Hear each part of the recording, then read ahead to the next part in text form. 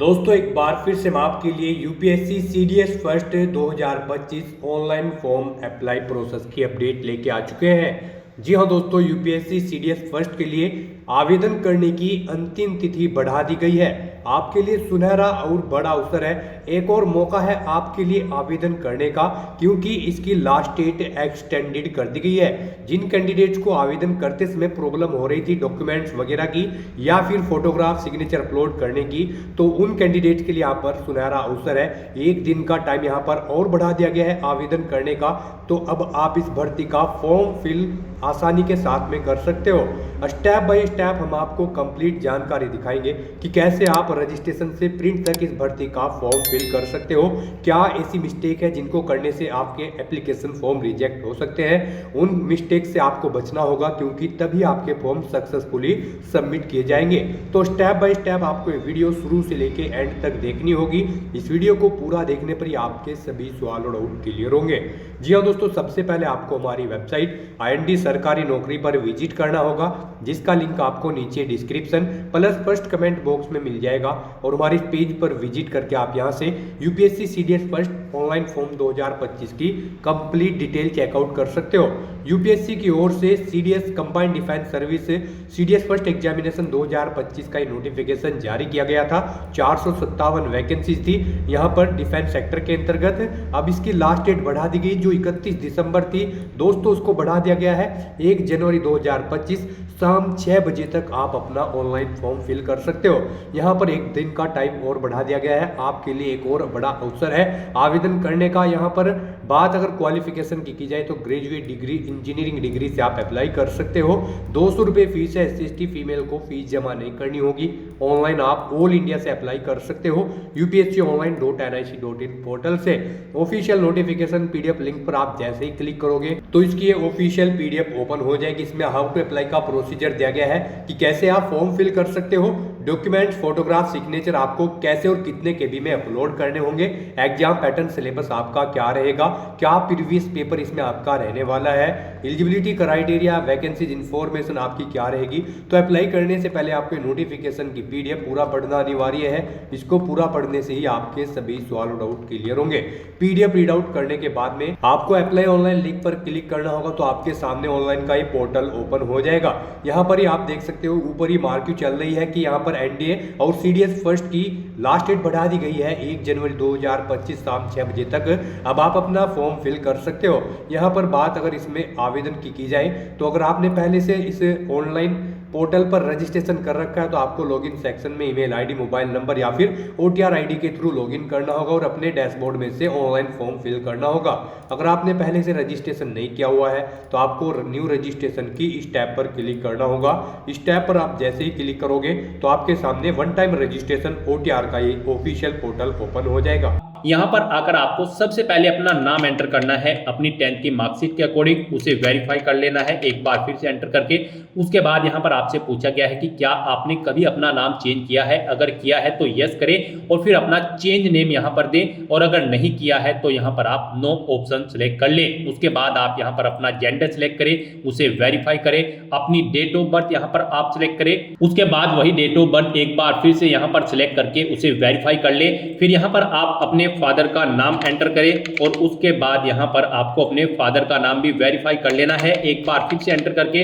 उसके बाद यहां पर आपको अपनी मदर का नाम एंटर करना है, उसे भी वेरीफाई कर लेना है।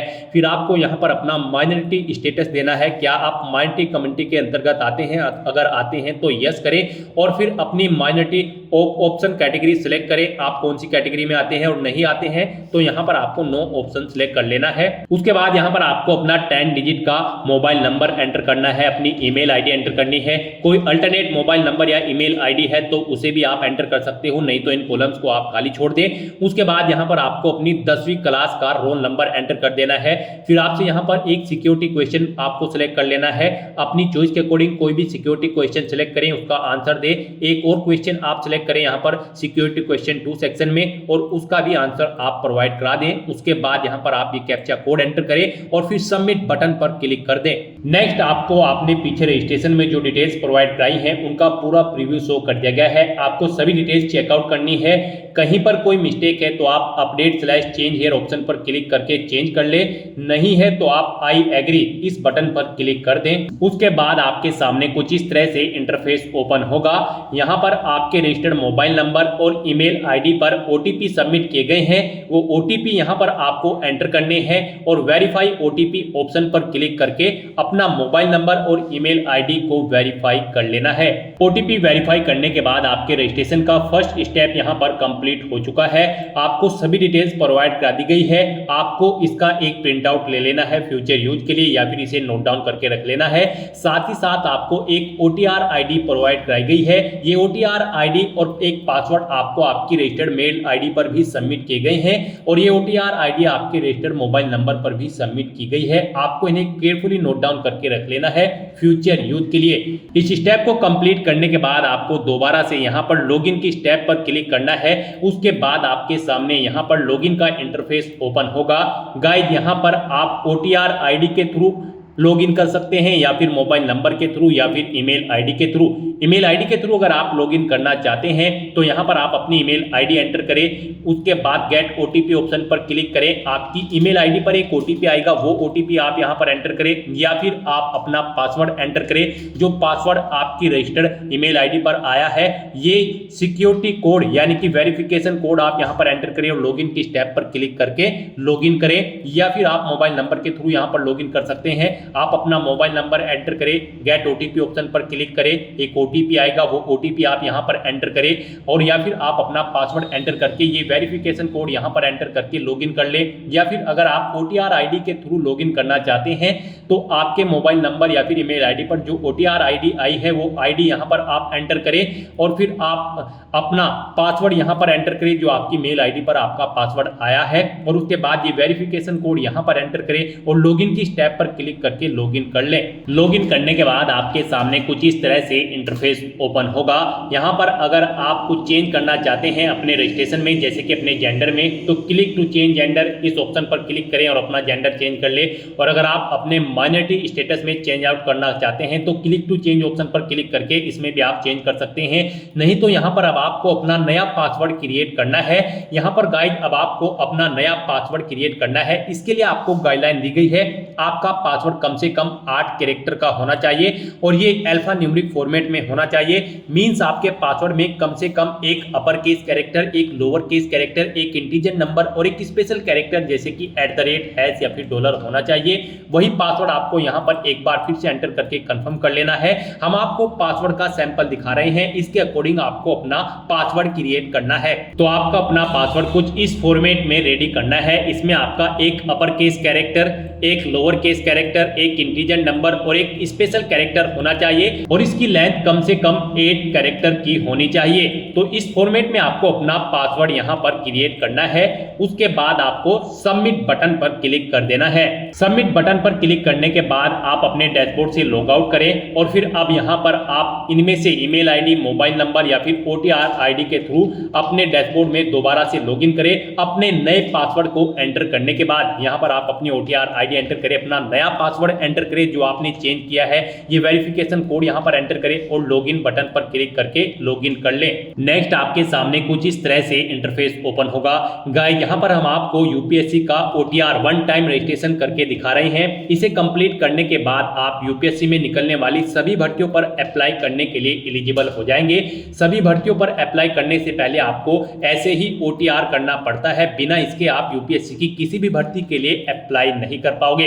तो यहां पर आने के बाद आपको अपने डैशबोर्ड में अपनी ओटीआर की प्रोफाइल को कंप्लीट करना है। सबसे पहले यहां पर आपको अपनी पर्सनल इंफॉर्मेशन प्रोवाइड करानी है, तो आप यहां पर पर्सनल इंफॉर्मेशन के इस लिंक पर क्लिक करें। उसके बाद आपके सामने कुछ इस तरह से इंटरफेस ओपन होगा। यहां पर आपको आपकी कुछ चीजें ऑटोमेटिकली फिल मिल गई है जो आपने रजिस्ट्रेशन के फर्स्ट स्टेप में प्रोवाइड कराई थी। आपको इस पेज को नीचे स्क्रॉल डाउन करना है और यहां पर सबसे पहले अब आपको अपनी सिटीजनशिप सिलेक्ट कर लेनी है, फिर आपको अपनी मातृभाषा यहां पर सिलेक्ट कर लेनी है। उसके बाद यहां पर आपको अपना मैरिटल स्टेटस सिलेक्ट कर लेना है, आप मैरिड हो या फिर अनमैरिड। प्लेस ऑफ बर्थ आप यहां पर एंटर सिलेक्ट करें, आप इंडिया से है या फिर आउटसाइड ऑफ इंडिया से। उसके बाद यहां पर आप अपना पोस्ट ऑफिस का नाम एंटर करें, सिटी या टाउन या फिर विलेज का नाम एंटर करें, अपना स्टेट यहाँ पर आप सिलेक्ट करें, उसके बाद आप अपना डिस्ट्रिक्ट यहाँ पर सिलेक्ट करें, फिर आप अपना पिन कोड यहाँ पर एंटर कर दें। उसके बाद यहाँ पर आपको अपनी कम्युनिटी सिलेक्ट कर लेनी है, आप जिस भी कम्युनिटी से बिलोंग करते हैं। फिर अगर आप रिजर्व कैटेगरी से बिलोंग करते हो तो आप अपना कास्ट का सर्टिफिकेट नंबर यहाँ पर एंटर करें और फिर डेजिग्नेशन सिलेक्ट करें, किसने आपको आपका कास्ट सर्टिफिकेट प्रोवाइड कराया है, जैसे कि तहसीलदार या फिर मैजिस्ट्रेट या फिर पटवारी या फिर कलेक्टर। आप ऑप्शन सिलेक्ट करें, फिर आप स्टेट सिलेक्ट करें, किस स्टेट का आपके पास यहाँ पर ये कास्ट सर्टिफिकेट है वो यहाँ पर आप सिलेक्ट कर लें। उसके बाद यहाँ पर कब आपको वो इशू हुआ है वो डेट आप सिलेक्ट करें और फिर जिस ऑफिस से आपको ये आपका कास्ट सर्टिफिकेट इशू हुआ है उसका पूरा एड्रेस आपको यहाँ पर एंटर कर देना है। ये सभी डिटेल्स आपको आपके सर्टिफिकेट में मिल जाएगी, वहां से आपको इन्हें देखकर यहाँ पर फिलअप कर देना है। फिर यहाँ पर आपको अपना रिलीजन सिलेक्ट कर लेना है, उसके बाद यहाँ पर आपको अपनी कास्ट का नाम दे देना है, फिर आपको अपने कास्ट सर्टिफिकेट का सीरियल नंबर यहाँ पर एंटर कर देना है। फिर यहाँ पर आपको अपने कास्ट सर्टिफिकेट का सीरियल नंबर एंटर कर देना है। उसके बाद यहाँ पर आपसे पूछा गया है कि क्या आप पीडब्ल्यूबीडी या फिर पीडब्ल्यूडी कैंडिडेट हैं, अगर हैं तो यस ऑप्शन सिलेक्ट करें और फिर बताएं आपकी परसेंटेज क्या यहाँ पर 40% से अबव है, अगर है तो यस करें, नहीं है तो नो ऑप्शन सिलेक्ट करें। और अगर आप यहाँ पर पीडब्ल्यूबीडी या फिर पीडब्ल्यूडी कैंडिडेट नहीं है तो आपको नो ऑप्शन सिलेक्ट करना है। उसके बाद यहाँ पर आपको अपना फोटो आइडेंटिटी कार्ड यहाँ पर सिलेक्ट कर लेना है, कोई भी एक फोटो आइडेंटिटी कार्ड यहाँ पर आपको प्रोवाइड कराना है। आप ऑप्शन सिलेक्ट करें, driving licence, PAN card, passport या फिर वोटर आईडी। उसके बाद उसका नंबर आप यहाँ पर एंटर कर दें। फिर यहाँ पर आपसे पूछा गया कि क्या आप पीएच या फिर पीडब्ल्यूबीडी कैंडिडेट हैं और यहाँ पर आप यूपीएससी के पहले के किसी एग्जाम में पार्टिसिपेट कर चुके हैं, अगर कर चुके हैं तो यस करें और फिर उसकी डिटेल दें, उस जैसे कि एग्जाम का नेम, उसका ईयर और अपना रोल नंबर आप यहाँ पर प्रोवाइड कराएं। और अगर आपने यूपीएससी के किसी भी एग्जाम में अब से पहले पार्टिसिपेट नहीं किया है तो यहाँ पर आपको नो ऑप्शन सिलेक्ट करना है। उसके बाद यहाँ पर आपसे पूछा गया है कि क्या आप अपनी पर्सनल इंफॉर्मेशन को यहाँ पर अवेलेबल कराना चाहते हैं, तो यहाँ पर आपको यस ऑप्शन सिलेक्ट कर लेना है। उसके बाद यहाँ पर आपको चेकबॉक्स को ओके करना है और सेव के इस बटन पर क्लिक करके अपनी पर्सनल इंफॉर्मेशन को सेव कर देना है। इस तरह से आपकी पर्सनल इंफॉर्मेशन यहाँ पर सेव हो जाएगी। इसके सामने आपको ओके का ग्रीन कलर का टिक मिल जाएगा। अब यहाँ पर आपको अपना एड्रेस इंफॉर्मेशन प्रोवाइड करानी है। एड्रेस इंफॉर्मेशन के इस लिंक पर क्लिक करें, उसके बाद आपके सामने कुछ इस तरह से इंटरफेस ओपन होगा। अब यहाँ पर आप अपना कोरोस्पोंडेंस एड्रेस एंटर करें, उसके बाद आप अपना परमानेंट एड्रेस यहाँ पर एंटर कर दें। और अगर आपका परमानेंट एड्रेस आपके कोरोस्पोंडेंस एड्रेस के अकॉर्डिंग सेम है तो यहाँ पर click here if your permanent postal address is same as correspondence address, आप इस चेकबॉक्स पर ओके कर दें। ऑटोमेटिकली आपका परमानेंट एड्रेस आपके कोरोस्पोंडेंस एड्रेस के अकॉर्डिंग फिल हो जाएगा। उसके बाद आप सेव के इस बटन पर क्लिक करके अपनी एड्रेस की इंफॉर्मेशन को आप सेव कर दें। एड्रेस की इंफॉर्मेशन प्रोवाइड कराने के बाद आपको अपना फोटो और सिग्नेचर अपलोड करने हैं, तो आप फोटो एंड साइन अपलोड इस लिंक पर क्लिक करें। आपके सामने कुछ इस तरह से इंटरफेस शो होगा। यहाँ पर आपको दी गई गाइडलाइंस के अकॉर्डिंग अपना फोटो और सिग्नेचर अपलोड करने हैं। गाइस, यहाँ पर आपका फोटोग्राफ जेपीजी फॉर्मेट में होना चाहिए और आपका फोटो का डायमेंशन 550 पिक्सल से 1000 पिक्सल के बीच में होना चाहिए और आपका फोटो यहाँ पर कुछ इस तरह से होना चाहिए। उसके नीचे यहाँ पर आपको अपना नाम एंटर करना है और फिर किस डेट को यहाँ पर क्रिएट हुआ है वो डेट आपको यहाँ पर एंटर कर देनी है। यहाँ पर आपके फोटो का बैकग्राउंड व्हाइट कलर में होना चाहिए और ये 10 दिन से ओल्ड नहीं होना चाहिए। मींस जिस दिन आप फॉर्म भर रहे हैं उससे 10 दिन से ज्यादा पुराना फोटो आपका नहीं होना चाहिए। तो यहाँ पर आपको चूज फाइल बटन पर क्लिक करना है, फाइल को सिलेक्ट कर लेना है और अपना फोटो यहाँ पर आपको अपलोड कर देना है। अपना फोटो सिलेक्ट करने के बाद आपको इस चेकबॉक्स को ओके करना है और फिर आपको सेव बटन पर क्लिक कर देना है। और अगर आपका फोटो यहाँ पर बड़ा या छोटा है, आप उसे रिसाइज करना चाहते हैं, तो यहाँ पर आप क्लिक हियर के इस लिंक पर क्लिक करें। यहाँ पर आपको पूरी गाइडलाइन दी गई है कैसे आप अपना फोटो यहाँ पर रिसाइज कर सकते हैं। यहाँ पर आपको अपने कंप्यूटर में MS पेंट ओपन कर लेना है, उसमें अपना फोटो इंपोर्ट कर लेना है और इन इंस्ट्रक्शंस को फॉलो करते हुए आपको अपना फोटो यहाँ पर रिसाइज कर लेना है। आप अपना फोटो इन इंस्ट्रक्शंस को फॉलो करते हुए रिसाइज कर सकते हैं, उसे बड़ा या छोटा आप कर सकते हैं। अपना फोटो इस तरह से अपलोड करने के बाद अब आपको सिग्नेचर की स्टेप पर क्लिक करना है और अपने सिग्नेचर भी आपको यहाँ पर गाइडलाइन के अकॉर्डिंग ही अपलोड करने हैं। आपके सिग्नेचर भी जेपीजी फॉर्मेट में होने चाहिए। डायमेंशन इनकी 350 पिक्सल से 550 पिक्सल के बीच में होनी चाहिए और इनका साइज 20 से 300 केबी के बीच में होना चाहिए।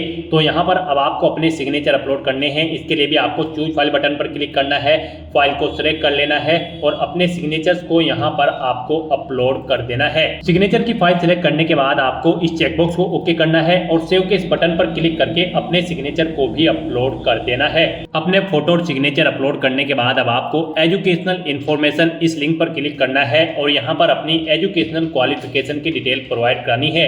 यहाँ पर सबसे पहले आपको अपनी 10वीं क्लास की डिटेल प्रोवाइड करानी है। तो यहाँ पर आपको सबसे पहले अपनी 10वीं क्लास की डिटेल प्रोवाइड करानी है।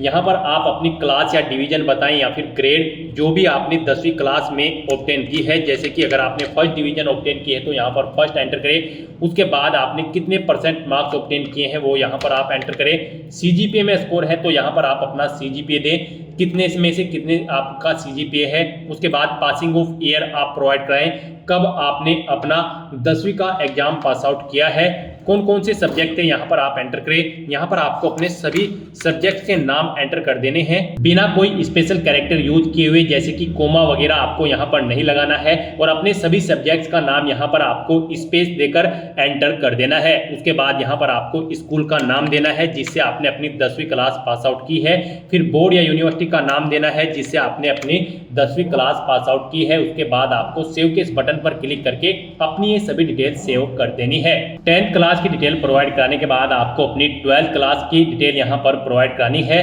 तो यहाँ पर आप अपनी 12th आपने अगर कंप्लीट कर ली है तो कंप्लीटेड ऑप्शन सेलेक्ट करें और फिर उसकी डिटेल दें। और अगर आप यहाँ पर अपीयर्ड है तो यहाँ पर आप अपीयरिंग ऑप्शन सेलेक्ट करें। उसके बाद यहाँ पर कोई डिटेल आपको प्रोवाइड नहीं करानी है। तो यहाँ पर अगर आप अपनी 12th कंप्लीट कर चुके हैं तो आपको कंप्लीटेड ऑप्शन सेलेक्ट करना है और अपनी 12th की डिटेल को यहाँ पर प्रोवाइड कराना है। यहाँ पर भी आपको सबसे पहले क्लास या डिवीजन बतानी है जो आपने 12th क्लास में ऑब्टेन की है, कितने % मार्क्स आपने ऑब्टेन किए हैं वो भी आपको एंटर करना है।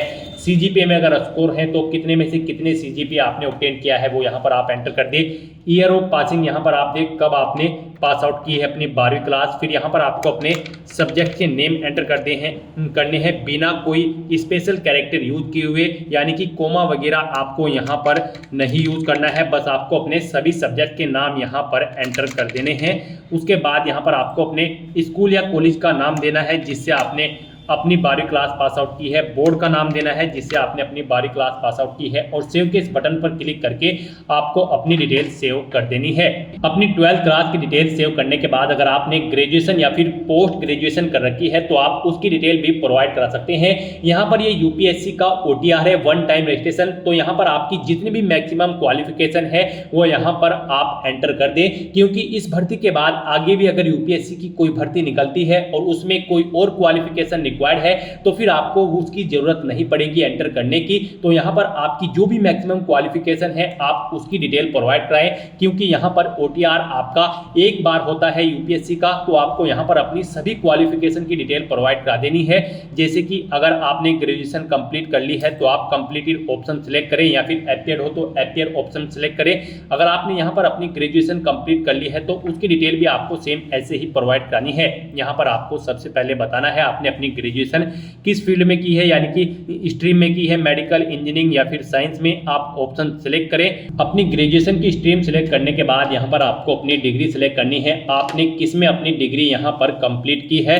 उसके बाद यहाँ पर आपको अपनी डिग्री की डिवीजन बतानी है या फिर क्लास बतानी है। आपने फर्स्ट क्लास में ऑब्टेन की है या फिर सेकंड में या फिर थर्ड में, कितने % मार्क्स आपने ऑब्टेन किए हैं वो एंटर करें। सीजीपीए में अगर स्कोर है तो वो आप एंटर कर दें। कब आपने पास आउट की है वो यहाँ पर आप एंटर करें। फिर सब्जेक्ट कौन कौन से थे वो यहाँ पर आप एंटर कर दें बिना कोई स्पेशल कैरेक्टर यूज किए हुए।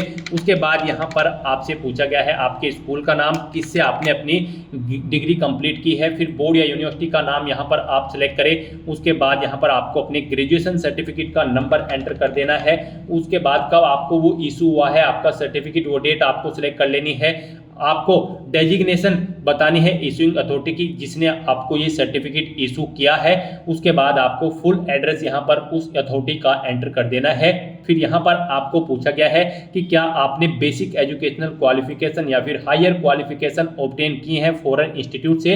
अगर की है तो यस करें और फिर उसकी डिटेल दे, नहीं की है तो आप नो ऑप्शन सेलेक्ट कर लें। उसके बाद यहाँ पर आपको सेव के इस बटन पर क्लिक करके अपनी डिटेल्स को सेव कर देना है। इस तरह से अपनी ग्रेजुएशन की डिटेल सेव करने के बाद अगर आपने पोस्ट ग्रेजुएशन कर रखी है तो आप पोस्ट ग्रेजुएशन की टैब पर क्लिक करें और सेम ऐसे ही अपनी पोस्ट ग्रेजुएशन की डिटेल प्रोवाइड करा दें।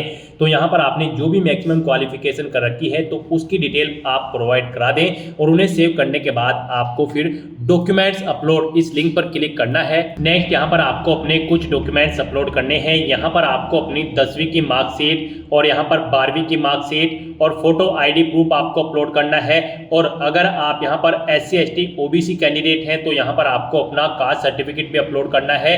फिर यहाँ पर अगर आप एज में रिलेक्शन चाहते हैं तो अपने एज रिलेक्शन का क्लेम सर्टिफिकेट अपलोड कर दें। हिल एरिया से अगर आप बिलोंग करते हो तो हिलिंग सर्टिफिकेट आपको अपलोड करना होगा।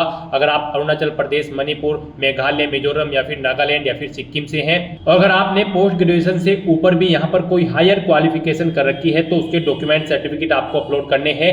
अचीवमेंट अगर आपके पास है किसी फील्ड में या फिर अवार्ड आपने जीता है तो उसके डॉक्यूमेंट भी आप अपलोड कर सकते हैं।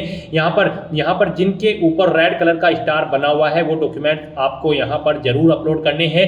आपका डॉक्यूमेंट्स यहाँ पर PDF फॉर्मेट में होने चाहिए और उनका मैक्सिमम साइज 1 MB रखा गया है। आपको चूज फाइल बटन पर क्लिक करना है, फाइल को सिलेक्ट कर लेना है और 1 बाय 1 करके अपने इन सभी डॉक्यूमेंट्स को आपको अपलोड कर देना है। अपने इन सभी डॉक्यूमेंट्स को सक्सेसफुली अपलोड करने के बाद आपको पेरेंटल इंफॉर्मेशन इस लिंक पर क्लिक कर देना है। उसके बाद आपके सामने कुछ इस तरह से इंटरफेस ओपन होगा। अब यहाँ पर आपको अपने गार्जियंस, अपने फादर और मदर की इंफॉर्मेशन प्रोवाइड करानी है। सबसे पहले आपको अपनी फादर की इंफॉर्मेशन प्रोवाइड करानी है। उनकी नेशनलिटी आप सिलेक्ट करें, फिर उनका प्रोफेशन आप यहाँ पर सिलेक्ट कर लें। उसके बाद यहाँ पर आपको उनका एड्रेस एंटर करना है। आप उनका एड्रेस एंटर कर दें या फिर अगर उनका एड्रेस आपके एड्रेस के अकॉर्डिंग सेम है तो यहाँ पर आप कोरोस्पोंडेंस एड्रेस या फिर परमानेंट एड्रेस आपके जिस भी एड्रेस से सेम है यहाँ पर आप उस लिंक पर क्लिक कर दें। ऑटोमेटिकली उनका एड्रेस भी आपके एड्रेस के अकॉर्डिंग फिल हो जाएगा। और अगर आपके फादर यहाँ पर सर्विस में हैं या फिर रिटायर्ड हो चुके हैं तो उनकी पोस्ट का नाम यहाँ पर आपको एंटर करना है। उनकी एनुअल इनकम यहाँ पर आपको एंटर करनी है। फिर यहाँ पर वो कौन से स्टेट से बिलोंग करते हैं वो स्टेट आपको सेलेक्ट कर लेना है, डिस्ट्रिक्ट सेलेक्ट कर लेना है उनका। और इस तरह से अपनी डिटेल्स फिल करने के बाद आपको सेव बटन पर क्लिक करके अपने फादर की डिटेल को सेव कर देना है। और उसके बाद आपको मदर इंफॉर्मेशन इस टैब पर क्लिक करके अपनी मदर की इंफॉर्मेशन भी सेम ऐसे ही यहाँ पर आपको प्रोवाइड करानी है। मदर की इंफॉर्मेशन में भी आपको सबसे पहले अपनी मदर की नेशनलिटी सेलेक्ट कर लेनी है, उनका प्रोफेशन आपको सेलेक्ट कर लेना है और उनका एड्रेस भी आप यहाँ पर एंटर कर सकते हो। नहीं तो यहाँ पर आप कोरोस्पोंडेंस या फिर परमानेंट एड्रेस या फिर फादर एड्रेस ऑप्शन सेलेक्ट करके इन्हीं का एड्रेस यहाँ पर फिल हो जाएगा जिस भी लिंक पर आप क्लिक करेंगे। उसके बाद अगर वो यहाँ पर कार्यरत है यानी कि सर्विस करती हैं या फिर रिटायर्ड हो चुकी है तो उनकी पोस्ट का नाम यहाँ पर आप एंटर कर दें। उनकी एनुअल इनकम कितनी है वो यहाँ पर आप एंटर कर दें। नहीं है तो आप नोट एप्लीकेबल यहाँ पर एंटर कर सकते हैं और अगर एनुअल इनकम नहीं है तो यहाँ पर आप 0 एंटर कर सकते हैं। उसके बाद आपकी माता किस स्टेट से बिलोंग करती है यहाँ पर आप उस स्टेट का नाम सेलेक्ट करें। उसके बाद डिस्ट्रिक्ट सेलेक्ट करें और फिर उनकी ये डिटेल सेव के इस बटन पर क्लिक करके सेव कर दें। नेक्स्ट यहाँ पर आपको अपनी एम्प्लॉयमेंट इंफॉर्मेशन प्रोवाइड करानी है। आपको एम्प्लॉयमेंट इंफॉर्मेशन के इस लिंक पर क्लिक करना है। उसके बाद आपके सामने कुछ इस तरह से इंटरफेस ओपन होगा। यहाँ पर आपसे पूछा गया है आप सेंट्रल गवर्नमेंट के एम्प्लॉय हैं या फिर स्टेट गवर्नमेंट में आपने सर्विस की है या फिर PSU में या फिर किसी प्राइवेट सेक्टर में या फिर किसी अदर में। आप ऑप्शन सेलेक्ट करें और फिर उसकी डिटेल दें। और अगर आप एम्प्लॉय नहीं है आपको यहाँ पर नॉट एम्प्लॉयड ऑप्शन सेलेक्ट करना है और फिर आपको यहाँ पर नो ऑप्शन सेलेक्ट करने हैं और सेव बटन पर क्लिक कर देना है।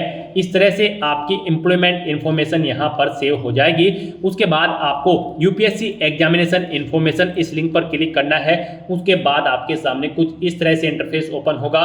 यहाँ पर आपसे पूछा गया है कि क्या आपको UPSC ने कभी एग्जाम में बैठने से रोका है। अगर रोका है तो यस करें और फिर उसकी डिटेल दे। नहीं रोका है तो यहाँ पर आप नो ऑप्शन सेलेक्ट कर ले। फिर आपसे पूछा गया है कि क्या आप यूपीएससी के प्रीवियस ईयर के एग्जामिनेशन में भी पार्टिसिपेट किए हैं, अगर किए हैं तो यस करें और फिर उसकी डिटेल दें, नहीं किए हैं तो आप नो ऑप्शन सेलेक्ट कर लें। और फिर आपसे पूछा गया कि लास्ट के कुछ ईयर में आपने सिविल सर्विस एग्जामिनेशन में पार्टिसिपेट किया है और आपको सर्विस या फिर पोस्ट ऑफर्ड हुई है, अगर हुई है तो यस करें और उसकी डिटेल दें, नहीं हुई है तो आपको नो ऑप्शन सेलेक्ट कर लेना है। इस तरह से अपनी डिटेल्स फिल करने के बाद अब आपको सेव के इस बटन पर क्लिक करना है, अपनी इस डिटेल को सेव कर देना है और फिर आपको achievement, prizes, medals and other इस लिंक पर क्लिक कर देना है और यहाँ पर अपनी अचीवमेंट्स की डिटेल आपको प्रोवाइड करानी है।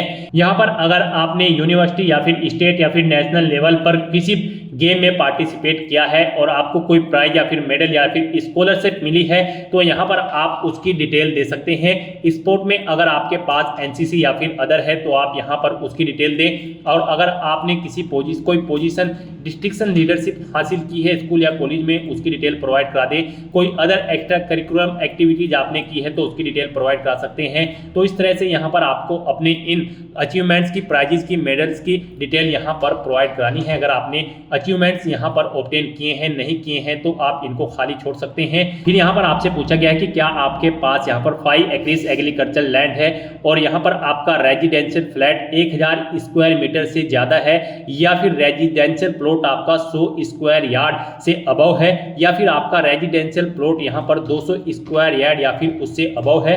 अगर इनमें से कोई भी ऑप्शन है तो आप यस ऑप्शन सेलेक्ट करें, नहीं तो नो ऑप्शन सेलेक्ट करें। फिर यहाँ पर आपको अपनी लैंग्वेज की डिटेल प्रोवाइड करानी है। कौन कौन सी लैंग्वेज आप जानते हैं, जैसे कि हिंदी, और उसे आप रीड, राइट, स्पीक और जो भी जानते हैं यहाँ पर आप ऑप्शन सेलेक्ट करें और फिर एग्जामिनेशन आपने कौन सा पास आउट किया है वो एग्जामिनेशन आप यहाँ पर एंटर कर दें। इस तरह से यहाँ पर आपको अपनी लैंग्वेज की डिटेल प्रोवाइड करनी है। अगर आप एक से ज़्यादा लैंग्वेज जानते हैं तो यहाँ पर ऐड के इस बटन पर क्लिक करें, फिर यहाँ पर आप अपनी दूसरी लैंग्वेज सेलेक्ट करें और उसकी डिटेल दें। इस तरह से अपनी लैंग्वेज की डिटेल आपको यहाँ पर प्रोवाइड करनी है और फिर आपको सेव के इस बटन पर क्लिक करके अपनी ये डिटेल सेव कर देनी है। इस तरह से आपके वन टाइम रजिस्ट्रेशन की प्रोफाइल आपकी कंप्लीट हो जाएगी। यहाँ पर इन सभी ऑप्शन के सामने आपको ग्रीन कलर का ओके का टिक मिल जाएगा। तो यहाँ पर आपकी ओटीआर की प्रोफाइल कंप्लीट हो चुकी है। गाइस, यहाँ पर ओटीआर कंप्लीट करने के बाद आपको यूपीएससी की भर्तियों के लिए अप्लाई करना है। उसके लिए आपको लेटेस्ट नोटिफिकेशन की स्टेप पर क्लिक करना है। उसके बाद यहाँ पर यूपीएससी की जितनी भी भर्तियां यहाँ पर करंट में रनिंग में होगी उनकी लिस्ट यहाँ पर आपको दे दी जाएगी। गाइस, हम यहाँ पर आपको यूपीएससी सीडीएस फर्स्ट एग्जामिनेशन 2025 की भर्ती के लिए अप्लाई करके दिखा रहे हैं। तो यहाँ पर आपको एग्जामिनेशन परीक्षा में combined defence service examination first 2025 के सामने यहाँ पर आकर आपको क्लिक हियर फॉर पार्ट 1 भाग 1 के लिए यहाँ क्लिक करें। आपको इस लिंक पर क्लिक कर देना है। उसके बाद आपके सामने ये इंस्ट्रक्शंस ओपन होंगे, आपको इन्हें केयरफुली रीड करना है, पेज को नीचे स्क्रॉल डाउन करना है और फिर यहाँ पर आपको यस हाँ इस ऑप्शन पर क्लिक कर देना है। उसके बाद आपको ओके करना है। नेक्स्ट यहाँ पर आपकी सभी डिटेल्स आपके ओटीआर वन टाइम रजिस्ट्रेशन पे आपने जो डिटेल्स प्रोवाइड कराई थी उनसे पिकअप कर ली गई है। अब यहाँ पर आपको आई hereby declare that all the details given above are true इस चेकबॉक्स को ओके करना है और फिर आपको आई एग्री इस ऑप्शन पर क्लिक कर देना है। इस तरह से यहाँ पर आप पार्ट 1 के लिए सक्सेसफुली अप्लाई कर चुके हो। अब आपको पार्ट 2 के लिए अप्लाई करना है। अब यहाँ पर आप क्लिक हियर फॉर पार्ट 2 इस लिंक पर क्लिक कर दें। उसके बाद आपके सामने कुछ इस तरह से इंटरफेस ओपन होगा। आपको पेज को नीचे स्क्रॉल डाउन करना है। यहाँ पर भी आपकी मोस्टली सभी डिटेल्स आपके ओटीआर वन टाइम रजिस्ट्रेशन से पिक कर ली गई है। बस यहाँ पर अब आपको अपनी एजुकेशनल क्वालिफिकेशन की सेलेक्ट करनी है। यहाँ पर गाइड हम आपको बता दें, अगर आप इंडियन मिलिट्री एकेडमी और ऑफिसर ट्रेनिंग एकेडमी के लिए अप्लाई करने जा रहे हो तो आपके पास कोई ग्रेजुएट डिग्री होनी जरूरी है किसी वेल रिकॉग्नाइज्ड यूनिवर्सिटी से किसी रिलेवेंट सब्जेक्ट के अंतर्गत। और अगर आप इंडियन नेवल एकेडमी के लिए अप्लाई करोगे तो आपके पास इंजीनियरिंग डिग्री होनी जरूरी है। और अगर आप एयरफोर्स एकेडमी के लिए अप्लाई करना चाहते हो तो आपके पास ग्रेजुएट डिग्री होनी चाहिए किसी भी ब्रांच में या फिर किसी भी डिसिप्लिन के अंतर्गत, प्लस आपके पास 12वीं में फिजिक्स और मैथ एक सब्जेक्ट के रूप में होने अनिवार्य है या फिर आपके पास कोई बैचलर डिग्री होनी जरूरी है इंजीनियरिंग के अंतर्गत। यहाँ पर यूपीएससी सीडीएस की इन स्ट्रीम्स में अप्लाई करने के लिए तो यहाँ पर आपको अपनी चॉइस के अकॉर्डिंग आप जिस भी ब्रांच के लिए अप्लाई करने जा रहे हैं आपको अपने अकॉर्डिंग अपनी डिग्री सिलेक्ट कर लेनी है। उसके बाद यहाँ पर आपको अपना फोन नंबर एंटर कर देना है। ये ऑप्शनल है, अगर आप करना चाहते हैं तो कर दें, नहीं तो आप इस कॉलम को खाली छोड़ दें। और उसके बाद आपको यहाँ पर कंटिन्यू / आगे बढ़ें इस ऑप्शन पर क्लिक कर देना है। नेक्स्ट आपके सामने कुछ इस तरह से इंटरफेस ओपन होगा। अब यहाँ पर आपको अपनी कोर्सेज की प्रेफरेंस देनी है। यहाँ पर अगर आप ऑफिसर ट्रेनिंग एकेडमी को फर्स्ट नंबर पर प्रेफरेंस देना चाहते हैं तो इसके सामने के बॉक्स में आपको 1 एंटर करना है, और अगर आप IMA इंडियन मिलिट्री एकेडमी को सेकंड प्रेफरेंस देना चाहते हैं तो इसके सामने आपको 2 एंटर कर देना है। तो इस तरह से आपको अपनी चॉइस के अकॉर्डिंग यहाँ पर अपने कोर्सेज की प्रेफरेंस देनी है। यहाँ पर गाइड प्रेफरेंस देते वक्त अगर आपकी qualification INA Indian naval academy या फिर किसी और कोर्स के लिए मैच नहीं करती है तो उसके सामने प्रेफरेंस में आपको 0 एंटर कर देना है। उसके बाद यहाँ पर आपसे पूछा गया है कि क्या आपके पास NCC का C प्रमाण पत्र सीनियर डिवीजन सेना, नौसेना, वायुसेना अकादमी है, मिलने की संभावना है या फिर मिलने की संभावना है। अगर है तो यहाँ पर आप सिलेक्ट करें कि आपके पास आर्मी का C प्रमाण पत्र है या फिर नेवी का या फिर एयरफोर्स का, आप ऑप्शन सिलेक्ट करें, और अगर नहीं है तो आपको नन ऑप्शन सिलेक्ट करना है। नेक्स्ट आपसे पूछा गया है कि क्या आप सैन्य बल में कार्यरत हैं, अगर है तो यस करें, नहीं है तो आप नो ऑप्शन सिलेक्ट कर लें। उसके बाद आपसे पूछा गया है क्या आप सैनिक स्कूल से संबंध रखते हैं, अगर रखते हैं तो यस करें, नहीं रखते हैं तो नो ऑप्शन सिलेक्ट कर लें। उसके बाद यहाँ पर आपको कंटिन्यू / आगे बढ़ें इस ऑप्शन पर क्लिक कर देना है। नेक्स्ट आपको आपके एप्लीकेशन फॉर्म का पूरा प्रीव्यू शो कर दिया जाएगा। आपको सभी डिटेल्स केयरफुली चेकआउट करनी है। कहीं पर कोई मिस्टेक है तो आप अपडेट / सुधार इस ऑप्शन पर क्लिक करके उसे अपडेट कर ले, नहीं तो यहाँ पर अब आपको ये कैप्चा कोड एंटर करना है और फिर आपको आई एग्री मैं सहमत हूँ इस ऑप्शन पर क्लिक कर देना है। इस तरह से यहाँ पर आपका पार्ट 2 का फॉर्म भी सक्सेसफुली फिल हो चुका है UPSC CDS फर्स्ट एग्जामिनेशन 2025 का। अब यहाँ पर आपको अपने फॉर्म की एक स्लिप प्रिंट कर लेनी है। प्रिंट स्लिप ऑप्शन पर क्लिक करने के बाद ये प्रिंट स्लिप आपकी रजिस्टर्ड ईमेल ID पर भी सबमिट कर दी गई है, वहां से भी आप इसे गेट कर सकते हो। तो यहाँ पर अब आपको लेटेस्ट नोटिफिकेशन की टैब पर क्लिक करना है। उसके बाद यहाँ पर आपको CDS के इसी सेक्शन में आना है और यहाँ पर अब आपको centre selection and agreeing to declaration इस लिंक पर क्लिक करना है और अपने सेंटर्स का आपको सिलेक्शन कर लेना है। यहाँ पर आपको अपना परीक्षा केंद्र एग्जामिनेशन सेंटर सेलेक्ट करना है जहां पर आप एग्जाम में पार्टिसिपेट करना चाहते हो। उसके बाद आपको डिक्लेरेशन घोषणा पत्र को रीड करना है और फिर आपको I have read the declaration and agree इस ऑप्शन पर क्लिक कर देना है। उसके बाद यहाँ पर आपके सामने कुछ इस तरह से इंटरफेस ओपन होगा। यहाँ पर आपका एप्लीकेशन फॉर्म सक्सेसफुली फिल हो चुका है, उसके सभी स्टेप्स कंप्लीट हो चुके हैं। उसकी एक एक्नॉलेजमेंट स्लिप आपकी रजिस्टर्ड ईमेल ID पर भी सबमिट कर दी गई है, वहां से आप उसे गेट कर सकते हो। तो यहाँ पर अब आपको फॉर एप्लीकेशन स्टेटस एप्लीकेशन का स्टेटस चेकआउट करने के लिए इस लिंक पर क्लिक करना होगा। उसके बाद आपके सामने कुछ इस तरह से इंटरफेस ओपन होगा। अब यहां पर आप चेकआउट कर सकते हो कंबाइंड डिफाइंड सर्विस एग्जामिनेशन के सभी स्टेटस। यहां पर पार्ट 1 का स्टेटस, पार्ट 2 का स्टेटस और पार्ट 3 का स्टेटस कंप्लीट हो चुका है। एप्लीकेशन स्टेटस भी आप चेकआउट कर सकते हो, आपका एप्लीकेशन का स्टेटस भी यहां पर कंप्लीट हो चुका है, यानी कि आप कंप्लीट रूप से CDS फर्स्ट एग्जामिनेशन 2025 के लिए अप्लाई कर चुके हो। अब आप यहां पर क्लिक हियर के इस लिंक पर क्लिक करें और अपने एप्लीकेशन फॉर्म का एक हार्ड कॉपी प्रिंट आउट ले लें। इस लिंक पर क्लिक करने के बाद आपके सामने आपका फॉर्म ओपन हो जाएगा। यहां पर आप प्रिंट के इस बटन पर क्लिक करके अपने फॉर्म का एक हार्ड कॉपी प्रिंट आउट ले सकते हो फ्यूचर यूज के लिए। तो दोस्तों ऐसे आप UPSC CDS फर्स्ट 2025 एग्जामिनेशन के लिए अपने फॉर्म अप्लाई कर सकते हो बिना कोई मिस्टेक किए हुए। आज की इस वीडियो में बस इतना ही। आई होप ये वीडियो आपको पसंद आई होगी। अगर पसंद आई हो तो इसे लाइक और शेयर करें, चैनल पर नए हो तो इसे सब्सक्राइब कर लें। Thanks for watching.